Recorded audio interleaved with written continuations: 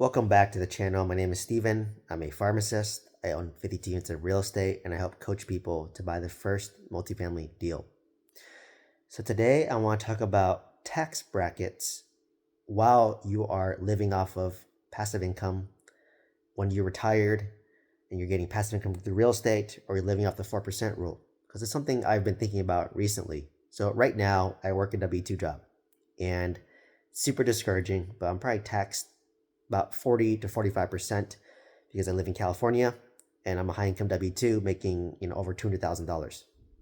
So on average, I'm probably taxed between 40 to 45%, and it's very discouraging. So basically, for every dollar I make, 50 cents goes to the government. So even if you make 200K after taxes, maybe you're only pocketing 100K.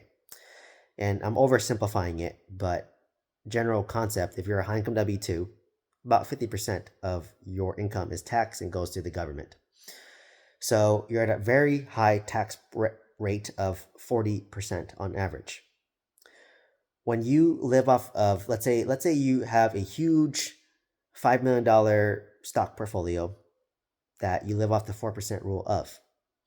So if you are to withdraw, let's just say 4% of 5 million, or let's just go 1 million for easy math, that's $40,000 a year. That $40,000 a year is subject to a long-term capital gains tax, assuming you owned it for over 1 year. So the tax for long-term capital gains is 0%, 15%, and 20%, and it's on a stepped-up basis. And you can Google these numbers, but off the top of my head, I think the first 100,000, so 0 to 100,000, is tax-free at 0%. And then when you go from 100,000 to $500,000, you're taxed at 15%. And when you're at $500,000 plus, you're taxed at 20%. So literally, in this example, if I were to pull out $40,000 and off my 4% rule off of my $1 million stock portfolio, that's $40,000, assuming you owned it for over a year, is tax-free up to $100,000. So I can basically have a almost $2.5 million stock portfolio, withdraw 4%, which comes out to $100,000 a year. And assuming it's long-term capital gains tax, it's 0% taxes that you're paying. So that kind of blew my mind a little bit, right? Because think about it. So let's just say I have a $2.5 million portfolio, 4%, $100,000. If I were to translate that to a W-2 income, assuming a 50% tax bracket, that's going to be a $200,000 W-2 salary. So if you're making passively $100,000 through long-term capital gains and you're taxed 0%, that's the same as somebody who's working a full-time W-2 at 200K salary, taxed 50%, which is me right now. So that kind of blows my mind a little bit thinking about it, and it's making me want to retire now after I'm hearing that.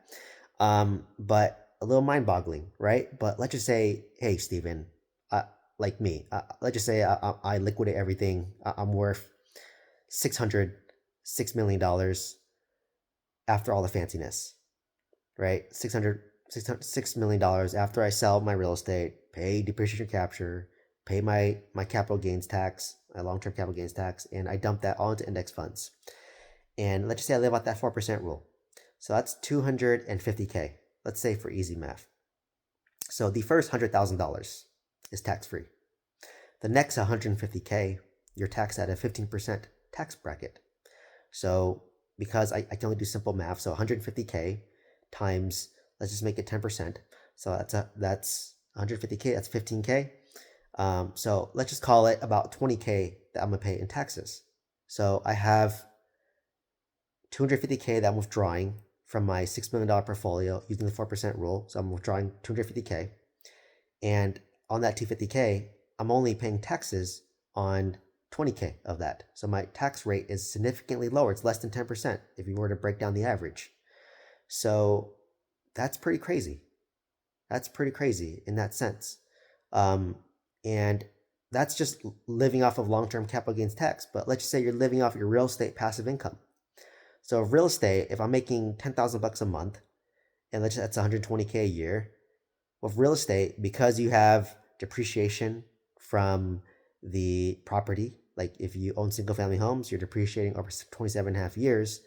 That depreciation can offset your positive income. So with real estate, for the most part, you're paying zero tax on that money as well. So imagine this. Let's just say I need 20K a month of passive income to live, which is 20K. So 20K a month is about 250 or 240K a year to live. I could withdraw 100K or yeah, about 100K from my stock portfolio.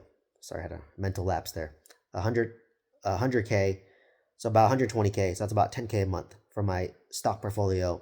So that's roughly going to be a $2.5 million stock portfolio allocation. So I'm pulling out about 4%, which is that math correct? That's 1 million is 40K. Yes, I'm correct. So sorry, that's going to be about a $3 million portfolio. So from 3 million, I'm pulling out 120K, which is about 10K a month.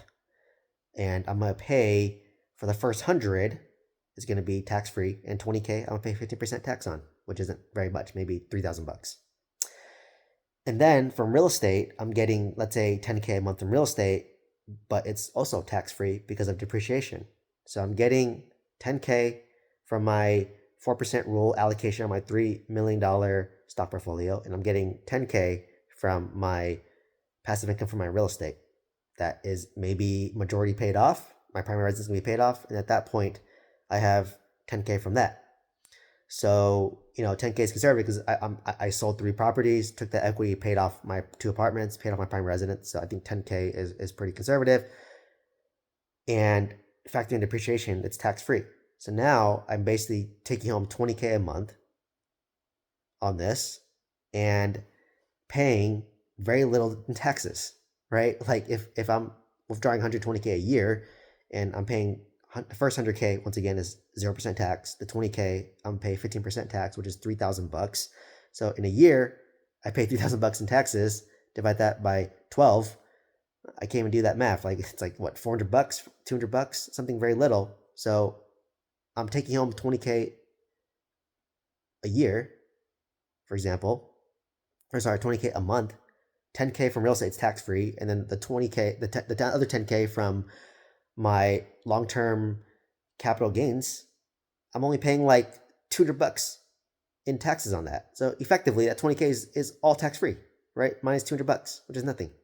So, like now that I'm thinking about it, like maybe that's the split I want to do. Maybe I want to split it so that I have $3 million in stocks that I can withdraw the 20% rule, the 4% rule to get 10K a month, and then my real estate portfolio will still be 10K a month after taking on some debt. So would have to have basically $3 million in index funds and $3 million in real estate that's like all paid off. So that's something that I've been kind of contemplating and kind of talking myself into. So, but I just want to share that's the tax implications when you leverage long-term capital gains tax versus W-2. Like I said, like what's crazy is 100K of long-term capital gains, once again, you pay 0% tax on that. So you get the 100K tax-free, which is the same take-home I making 200K W-2 tax 50%.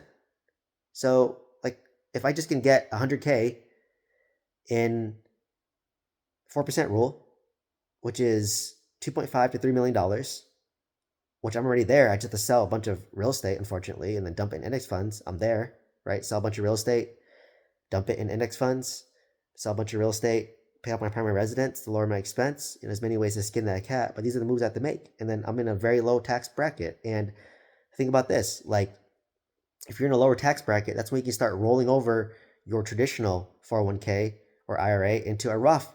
So you do like a Roth conversion once your income is lower, once you're in fire. So that's another thing to consider, right? So let's just say of ordinary income, whatever your tax bracket is, you just can roll over slowly because you're in a lower tax bracket. Like let's just say 1 year you made a lot of money, then you roll over less. 1 year you made no money, you can roll over a little more. Or if you're showing a negative on paper because you bought real estate, then you could, basically roll over more money during the Roth conversion. So it's kind of twofold, right? You're in a lower tax bracket through long-term capital gains tax because you have depreciation, and then you can start rolling over stuff from traditional over to Roth. So these are kind of some moves I'm going to think about as I plan for retirement in the next 5 years. So I just kind of thought about recently, been doing research and wanted to share. So anyways, let me know what questions you have. Please like, comment, subscribe. If you want one-on-one coaching, you want mentorship, click on my link tree down below. From there, you can send me an email if you have questions or you want a discount code on the coaching or the mentorship program, or you have questions. Otherwise, hope to see you next one. Thank you so much.